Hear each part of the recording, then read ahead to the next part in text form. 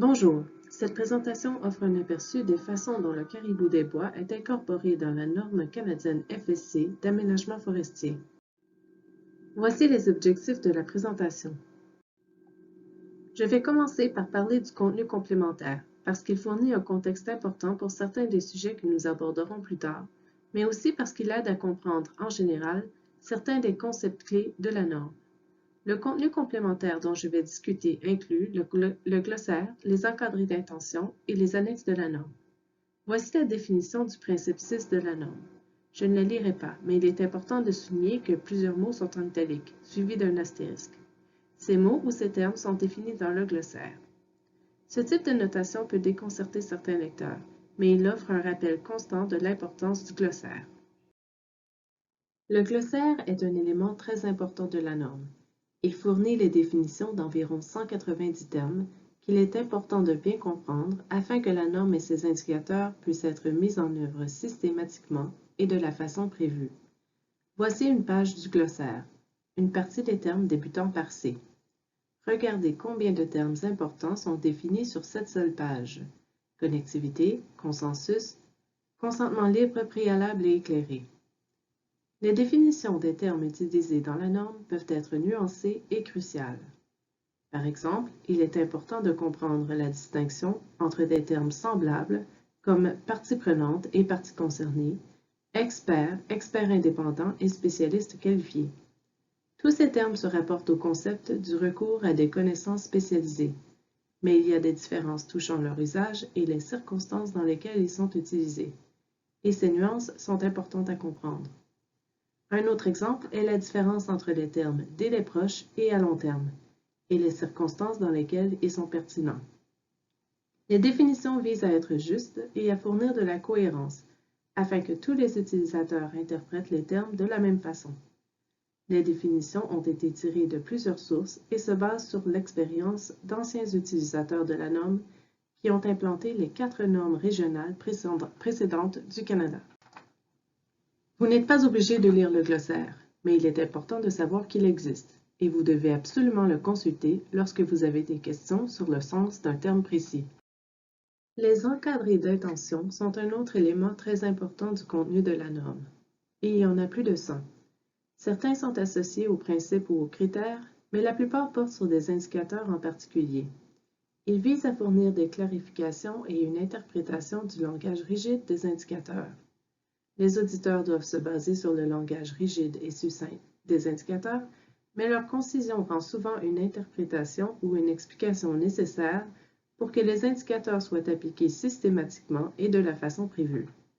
C'est pour cette raison qu'il y a des encadrés d'intention.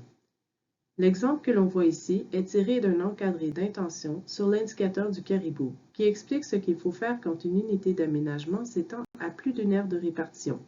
Une situation qui se produit relativement souvent. L'encadré d'intention offre des clarifications sur ces circonstances afin que tous les utilisateurs adoptent la même approche. En général, on peut arriver à une compréhension claire et raisonnable des attentes en consultant à la fois l'indicateur et les encadrés d'intention. Voici une liste des annexes rattachées à la norme. Je n'en parlerai pas en détail pour l'instant, mais il est important de savoir qu'elles existent et de comprendre qu'elles doivent être utilisées à titre de référence et de consigne additionnelle pour répondre aux exigences de la norme. Parlons maintenant de la place du caribou dans la norme. Je vais commencer par vous fournir un peu de contexte, puis je parlerai de l'indicateur du caribou lui-même et des autres parties de la norme qui peuvent avoir des répercussions sur l'habitat du caribou. Dans cette présentation, je ferai référence à 3 documents importants qui reflètent les récentes réflexions sur l'écologie et la gestion de la population boréale du caribou des bois. Ces 3 documents sont l'évaluation scientifique aux fins de la désignation de l'habitat essentiel d'Environnement Canada en date de 2011, la stratégie de rétablissement 2012, mise à jour en 2019, le document d'orientation sur les plans par aire de répartition, publié en 2016. Cette diapositive et les suivantes fournissent un peu de contexte pour mieux comprendre le fondement scientifique de l'indicateur du caribou. Ce diagramme est tiré de l'évaluation scientifique de l'habitat essentiel du caribou d'Environnement Canada, publié en 2011. Il montre le lien entre la perturbation totale de l'habitat sur l'axe X et le recrutement moyen mesuré en fonction du nombre de faons par tranche de 100 femelles sur l'axe Y. La perturbation totale montrée ici sur l'axe X comprend les perturbations anthropiques, comme les routes, les droits de passage linéaires, l'exploitation forestière et les feux de forêt. Les perturbations anthropiques ont une incidence beaucoup plus importante sur ce lien que les incendies. Ce diagramme montre donc une association négative claire et marquante entre les perturbations et le recrutement. Il y a beaucoup de nuances intéressantes dans ce travail, comme les définitions de perturbations, l'utilisation de zones tampons, etc. Pour une meilleure explication, consultez l'évaluation scientifique. Les données qui ont été utilisées pour produire le diagramme précédent sont la base de cette corrélation qui montre un lien entre la perturbation et la croissance de la population. L'axe X montre les niveaux de perturbation totale et l'axe Y montre la probabilité d'observer une croissance stable ou positive sur une période de 20 ans. Les scientifiques qui ont élaboré le programme de rétablissement fédéral ont déterminé qu'un jalon acceptable serait l'atteinte d'une probabilité de 60% relative à la croissance ou à la stabilité d'une population, ce qui équivaut à un niveau de perturbation de 35%. Il s'agit donc clairement d'une approche de gestion des risques. Même avec des perturbations limitées à 35% à l'échelle d'une aire de répartition, la probabilité d'atteindre une population stable est de seulement 60%. La relation 65-35 est un élément clé de 2 des 3 options de l'indicateur du caribou et elle a également une incidence sur la troisième. Nous voilà enfin prêts à parler de l'indicateur du caribou lui-même. Comme la plupart de vous le savez probablement, il y a 3 moyens ou options pour se conformer à l'indicateur du caribou. L'option A est basée sur le document d'orientation sur les plans par aire de répartition que j'ai mentionné tout à l'heure. L'option B est fondée sur une approche de gestion des risques. L'option C se démarque par son approche collaborative.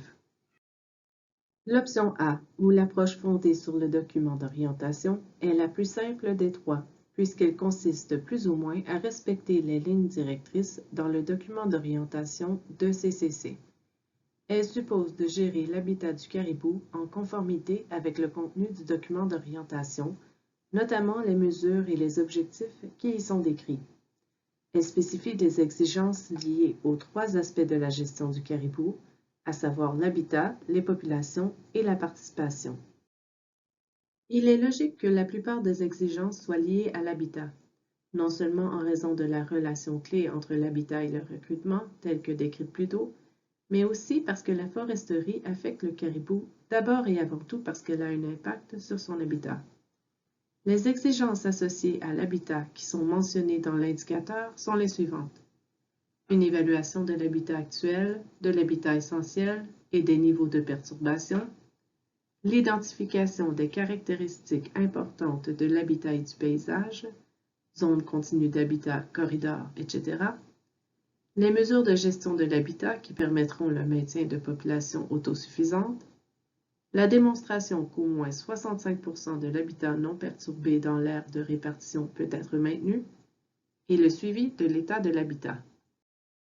L'indicateur ne mentionne qu'une seule mesure liée à la population, à savoir l'évaluation de la situation de la population dans l'aire de répartition ou l'unité d'aménagement. Et une seule exigence relative à la participation est mentionnée explicitement. Cependant, il est important de souligner que le document d'orientation stipule ce qui suit. Les compétences doivent collaborer de façon appropriée avec les peuples autochtones, comme elles le feraient dans le cadre de tout autre processus de planification de la gestion de ressources mis en œuvre dans leur province ou leur territoire. Ainsi, malgré l'unique point inclus dans l'indicateur, il faut respecter les exigences plus larges liées à l'incorporation des connaissances des peuples autochtones prescrites dans le document d'orientation sur les plans par aire de répartition. Lorsque l'indicateur était en voie d'élaboration, on n'était pas certain de la mesure dans laquelle les plans par aire de répartition, tels qu'ils étaient envisagés dans le document d'orientation, seraient développés et mis en œuvre. Toutefois, depuis environ 1 an, des plans de conservation, en vertu de l'article 11 de la Loi sur les espèces en péril, sont élaborés dans le cadre d'accords entre le gouvernement fédéral et les provinces. Ceux-ci exigent le développement et la mise en œuvre de plans par aire de répartition. L'option A et l'indicateur pourraient donc être choisis plus souvent qu'on le pensait de prime abord. Il est utile de revoir les circonstances reliées à la planification qui ne satisfont pas aux exigences de cet indicateur. La première piste souligne que les directives provinciales ne cadrant pas avec le document d'orientation ne répondent pas à l'exigence de l'indicateur. Cela est pertinent parce qu'il y a des situations dans lesquelles les directives d'une province exigent l'exploitation de forêts en grands blocs, parfois de milliers d'hectares. Selon le raisonnement qui sous-tend cette approche, en exploitant de grands blocs de forêt, de grandes surfaces de forêt matures offrant un habitat convenable pour les caribous seront disponibles à l'avenir. Cette approche à elle seule n'est pas suffisante pour répondre aux exigences de l'option A. L'option A et le document d'orientation sur les plans par aire de répartition exigent une démonstration de la façon dont on parviendra à établir ou à maintenir au moins 65% d'habitats non perturbés. Les deux approches, c'est-à-dire l'exploitation de grands blocs contigus et le maintien d'une proportion 65-35, ne sont pas nécessairement incompatibles. Toutefois, pour que l'approche des grands blocs réponde aux exigences de cette option, elle doit également s'accompagner de directives visant le maintien de 65% d'habitats non perturbés. La deuxième piste souligne que l'existence d'un accord de conservation conclu en vertu de l'article 11 n'est pas suffisante. Le simple fait de s'engager à élaborer un plan par aire de répartition ne suffit évidemment pas. Et le simple fait qu'un plan par aire de répartition existe ne suffit pas non plus. La mise en œuvre est un aspect clé de cet indicateur. La seule façon de satisfaire aux exigences de cette option est de mettre en œuvre un plan par aire de répartition qui est conforme au document d'orientation. L'option B est une approche de gestion des risques qui exige une réponse de gestion de plus en plus rigoureuse selon les circonstances associées à trois variables indépendantes, la première étant la situation de la population dans l'aire de répartition. La deuxième variable indépendante est la catégorie de risque associée à l'état de l'habitat ou le pourcentage de l'aire qui représente un habitat perturbé. La dernière des trois variables indépendantes est le niveau de perturbation dans l'unité d'aménagement. Dans cette image, l'unité d'aménagement est représentée par cette forme rectangulaire qui chevauche l'aire de répartition. Mais la proportion de perturbation est plus élevée parce qu'elle est petite et chevauche une portion de l'aire qui connaît un niveau assez élevé de perturbation. Ces trois variables indépendantes et les points de référence associés à chacune, qui influencent les exigences en matière de gestion, sont indiqués dans ce tableau. On voit ici que la situation de la population dans l'aire de répartition est classifiée soit comme stable ou en croissance, soit comme en décroissance ou inconnue. La deuxième variable indépendante, la catégorie de risque propre à l'aire de répartition, est associée à trois points de référence. Faible pour un niveau de perturbation de moins de 20%, modéré pour un niveau de perturbation qui se situe entre 20 et 35%, et élevé pour un niveau de perturbation supérieur à 35%. La troisième variable indépendante est la catégorie de perturbation de l'unité d'aménagement, et les points de référence sont pour un niveau de perturbation supérieur à 35% ou un niveau de perturbation inférieur à 35%. Ainsi, selon la combinaison des trois points de référence qui s'appliquent à l'unité d'aménagement, vous pouvez déterminer dans quelle cellule de ce tableau elle se trouve. Et les exigences en matière de gestion dépendent du chiffre ou des chiffres dans la cellule. Par exemple, si l'unité d'aménagement est dans une situation relativement bénigne, parce que sa population est stable ou en croissance, que le niveau de perturbation dans l'aire de répartition est faible et qu'il atteint moins de 35% dans l'unité d'aménagement, elle doit satisfaire à l'exigence numéro 1, à savoir des activités d'aménagement forestier soigneusement planifiées qui s'appuient sur un principe de précaution. Mais à mesure que la situation s'aggrave et devient plus urgente, les exigences deviennent plus sévères, comme le montrent ces flèches. Par exemple, si les circonstances sont comparables à celles dans la diapositive précédente, sauf que l'unité d'aménagement fait face à un niveau de perturbation de 35% ou plus, les obligations comprennent l'exigence de gérer l'accès de manière à réduire autant que possible les impacts sur l'habitat du caribou. Comme le montrent les trois prochaines diapositives, les exigences deviennent plus nombreuses et plus sévères lorsque les circonstances dans l'unité d'aménagement et l'aire de répartition sont moins favorables.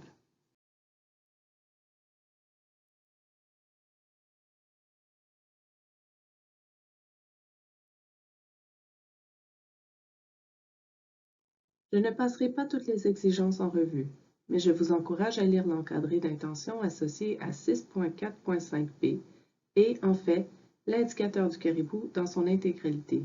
Vous y trouverez de l'information utile sur la raison d'être des exigences ainsi que des clarifications qui vous aideront à les interpréter. J'aimerais toutefois mentionner quelques exigences en particulier. L'exigence numéro 4 décrit l'obligation de réserver des portions de l'habitat non perturbé dans l'aire de répartition.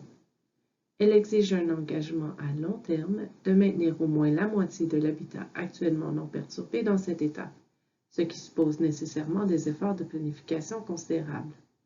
Cela suppose aussi que les perturbations cumulatives dans les aires restantes n'augmentent dans un délai proche que si elles sont liées à un plan démontrant un passage à 35% ou moins de perturbations dans l'unité d'aménagement pour les 30 à 50 années à venir.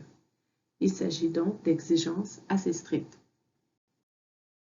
Je voudrais aussi attirer votre attention sur l'exigence 6, qui suppose simplement que la restauration de l'habitat soit en cours. L'interprétation de l'expression « restauration de l'habitat » telle que fournie dans l'encadré d'intention est la suivante. Il s'agit du processus par lequel on retourne l'habitat à une condition se prêtant à son utilisation par le caribou et ou à une condition comparable à celle dans laquelle cet habitat se trouvait avant la perturbation. L'objectif ultime de la restauration de l'habitat est le rétablissement et la persistance des populations de caribous. Il est important de souligner que l'indicateur décrit le processus en général, ainsi que l'objectif final, mais il ne prescrit pas le type de pratiques d'aménagement qui doivent être adoptées. Les gestionnaires forestiers sont donc habilités à mettre en œuvre les mesures qui conviennent pour retourner l'habitat à une condition se prêtant à son utilisation par le caribou. Le dernier point que je voulais porter à votre attention relativement à l'option B est la mention de mesures spéciales. Dans une note de bas de page en lien avec le tableau principal, et tel qu'on l'explique dans l'encadré d'intention, si une population est stable ou en croissance en raison d'une intervention spéciale, comme le contrôle des prédateurs ou l'installation de clôtures de maternité, ce sont les exigences associées à une population en décroissance ou à la situation inconnue qui s'appliquent. Cela ne vise pas à remettre en question ou à influencer la décision de prendre ou de ne pas prendre des mesures spéciales, mais reconnaît simplement que les résultats de telles mesures, lorsqu'elles sont mises en œuvre, peuvent donner une fausse impression de la situation du caribou dans la forêt et que les exigences plus strictes décrites dans le tableau sont donc appropriées dans ces circonstances. La troisième option, ou l'option C de l'indicateur, est une approche collaborative. Cette approche a des points communs avec l'option A, l'approche fondée sur le document d'orientation, mais deux grands principes la distinguent de cette dernière. Le premier est le fait qu'elle exige un processus collaboratif et la participation des parties prenantes intéressées et touchées, qui se sont auto-identifiées, ainsi que des peuples autochtones touchés. L'encadré d'intention contient de l'information importante associée à cette exigence et à la notion de parties auto-identifiées. L'encadré indique: les efforts de mobilisation peuvent comprendre la communication avec les parties prenantes qui, par le passé, ont contribué aux travaux du FSC ou montré un intérêt pour la conservation et les informer de la possibilité de contribuer. Les parties prenantes qui manifestent leur intérêt deviennent auto-identifiées. L'organisation n'est pas soumise à une exigence imposant la participation des parties prenantes qui n'ont pas démontré d'intérêt. Certains craignent que cela donne lieu à un processus lourd qui fait intervenir trop de participants. En réponse à cette inquiétude, l'encadré indique: il est raisonnable que l'organisation, en collaboration avec les parties prenantes et les peuples autochtones, élabore un processus de coopération efficient qui pourrait impliquer la désignation de représentants parmi les groupes qui partagent des intérêts communs. Le deuxième élément d'importance est l'inclusion explicite du rôle des meilleurs renseignements disponibles et de données scientifiques en soutien à la gestion des habitats et des populations. Cette approche ouvre la porte à l'utilisation de nouvelles données scientifiques, mais la barre est haute, puisqu'elles doivent être revues par des pairs. En outre, les mesures de gestion prises doivent toujours soutenir les populations de caribous autosuffisantes et protéger les habitats essentiels. Comme je l'ai souligné plus tôt, il y a des ressemblances entre cette option et l'option A, qui est basée sur le document d'orientation. La prochaine série de diapositives compare certains éléments des deux approches. L'exigence pour l'option C est plus poussée que pour l'option A. L'option C nécessite l'inclusion des connaissances des parties prenantes, mais celles-ci ne sont pas mentionnées dans l'option A. Sur le plan des perturbations, l'option C ouvre la porte à l'inclusion d'un seuil déterminé par les experts pour atteindre une population autosuffisante. Cela offre la possibilité d'utiliser de nouvelles données scientifiques, une possibilité qui n'est pas incluse dans l'option A. Plusieurs mesures liées à l'habitat sont les mêmes pour les deux options. L'option C nécessite une évaluation de la situation de la population pour l'unité d'aménagement uniquement, tandis que l'option A l'exige aussi pour l'aire de répartition. Et l'option C exige une évaluation des impacts socio-économiques, un aspect qui n'est pas du tout couvert dans l'option A. En somme, l'option C prend appui sur l'option A ou la bonifie à certains égards importants. Elle offre une possibilité prudente d'inclure les nouvelles données scientifiques. Elle comporte des exigences explicites pour ce qui est de la participation. Ainsi, en quelque sorte, l'avantage de la possibilité d'inclure de nouvelles données s'accompagne d'exigences plus strictes relatives à la participation. L'option C reconnaît également qu'il peut y avoir des impacts socio-économiques, mais elle n'impose pas l'obligation d'y répondre. Toutefois, en abordant le sujet, elle permet en quelque sorte aux gestionnaires d'agir pour contrer ces impacts. Quelques mots maintenant au sujet des autres composantes de la norme qui sont liées au caribou et à son habitat ou ont une influence sur eux. Il s'agit des droits des peuples autochtones, des exigences du réseau d'aires de conservation et de certains aspects liés au paysage de grande taille. Comme je l'ai mentionné plus tôt, la participation des peuples autochtones est mentionnée explicitement dans quelques-unes des options de l'indicateur du caribou. Les préoccupations sociales et économiques des peuples autochtones sont aussi reconnues dans l'indicateur 6.4.2 qui porte sur les plans de protection des espèces en péril en général. Toutefois, les droits des peuples autochtones sont décrits en détail dans le principe 3 et le thème du CLPE revient à plusieurs endroits dans la norme. Ce droit est omniprésent dans plusieurs aspects de la norme et je vous conseille fortement de visionner les présentations de Pamela Perrault à ce sujet. Le critère 6.5 s'intéresse au développement d'un réseau d'aires de conservation. C'est un critère assez complexe qui se fonde sur un processus consensuel. Par un certain nombre d'étapes assez prescriptives liées à l'analyse des carences en matière de conservation, il exige la désignation de territoires pour lesquels les gestionnaires forestiers doivent tenter d'obtenir le statut réglementé en travaillant au sein de leur sphère d'influence. Ce qu'il faut retenir, c'est qu'il existe des occasions de mener à bien deux réalisations en même temps, si l'on répond aux besoins en matière d'aires de conservation en cernant des zones qui constituent également des habitats importants du caribou. Le principe 6 comprend également des exigences liées à la gestion des paysages, outre les tentatives pour favoriser le développement du réseau d'aires de conservation. Ces exigences, décrites dans les critères 6.1 et 6.8, supposent l'identification et la mise en œuvre de cibles reliées au maintien de l'état de paysage en tenant compte de l'étendue de variabilité naturelle. Ces paysages doivent comprendre les vieux habitats forestiers qui sont souvent importants pour le caribou. L'indicateur 6.8.3 exige que les cibles pour déterminer l'étendue des communautés forestières tiennent aussi compte des besoins des espèces en péril qui nécessitent des zones étendues d'habitat contigus. L'indicateur 6.8.4 décrit les mesures qui doivent être prises pour atteindre ces cibles. La plupart des gens connaissent probablement le concept de haute valeur de conservation, ou HVC, puisqu'il s'agit de l'un des éléments distinctifs du système FSC. Et il y a 6 catégories de HVC. La première est rattachée à la diversité des espèces, et plus particulièrement des espèces en péril. Les gestionnaires forestiers sont tenus d'évaluer les HVC dans leurs unités, en plus de développer et de mettre en œuvre des stratégies de gestion et de suivi pour toutes les HVC. Si une unité d'aménagement accueille des caribous, ceux-ci feront nécessairement partie des HVC. Compte tenu des autres exigences de la norme liées à l'indicateur du caribou et des autres aspects de gestion des habitats mentionnés ci-dessus, il devrait y avoir très peu d'exigences supplémentaires associées à la désignation du caribou comme HVC, voire aucune. L'évaluation des HVC ainsi que les mesures de gestion et de suivi décrites dans les critères du principe 9 et les indicateurs doivent faire état du caribou, mais la désignation du caribou comme HVC ne devrait pas nécessiter d'efforts de gestion supplémentaires. Enfin, parlons des paysages forestiers intacts, ou PFI. Beaucoup de gens connaissent probablement l'historique des PFI au sein du FSC.